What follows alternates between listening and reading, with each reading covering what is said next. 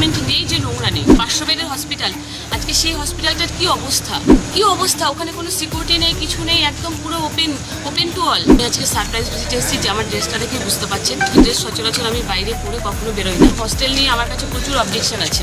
বেডের মধ্যে পেশেন্ট শুয়ে আছে বিড়াল কুকুর, সেটা আমরা পুরো স্বাস্থ্য ভবন থেকে এগুলোকে মনিটরিং করবো যে কীভাবে কী হচ্ছে না হচ্ছে। স্বাস্থ্য পরিকাঠামোর অবস্থা ভীষণই খারাপ। দেখুন, যেটা আমি হস্টেলে দেখেছি সেটা আমি মিডিয়ার সামনে মুখ খুলবো না, সেটা আমার যেখানে বলার আমি নিশ্চয়ই রিপোর্টটা করবো।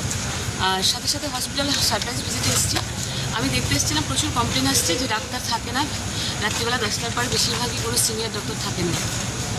আজকে আমি ইন্দ্রনীলবাবুকে সবসময় দেখতাম, উনি একজন খুব ভালো ডক্টর। আমি ওনার সম্পর্কে মিডিয়ার সামনে বলছিলাম, উনি ভীষণ ভালো একজন ডক্টর। তো ওনাকে আমি যখনই বলি, উনি খুব ভালো পরিষেবা দেন এবং ওনার ডিপার্টমেন্টে উনি যথেষ্ট দক্ষতার সঙ্গে খুব সুন্দর সুচারুভাবে সাজিয়ে উনি খুব সুন্দর করে করছেন।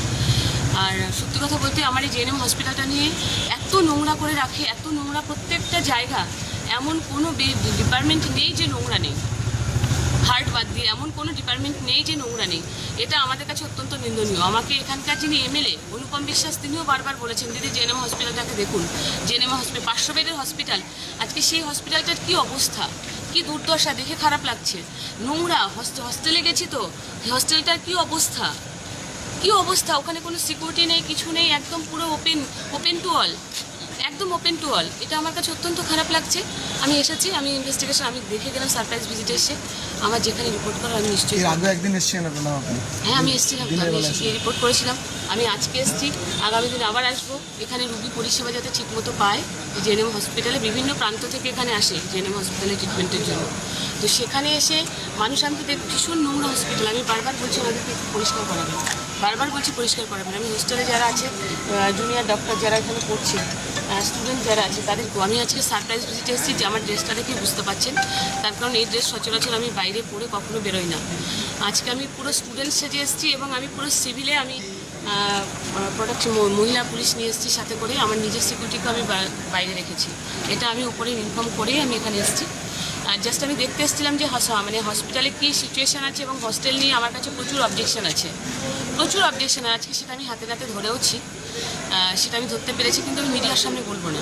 ম্যাডাম, এমার্জেন্সি বিভাগে কোনো সিনিয়র ডাক্তারকে রাত্রেবেলা পাওয়া যায় না? আমি দেখলাম তাই, সিনিয়র কোনো ডক্টর নেই। আমি কথা বলবো, আমি ওনাদেরকেও বলেছি যে মানে যাতে সিনিয়র ডাক্তাররা যেন রাত্রি 10টার পরে বেরিয়ে না যায়, শুধু জুনিয়রদের উপর ছেড়ে দিয়ে চলে গেল, এটা হবে না। ওয়ার্ডের ক্ষেত্রে একই চিত্র দেখা যায়। একদম দেখুন, বিড়াল কুকুর সব জায়গায় দেখছি ঘুরে বেড়াচ্ছে একটা হসপিটালের গ্রাউন্ডের মধ্যে।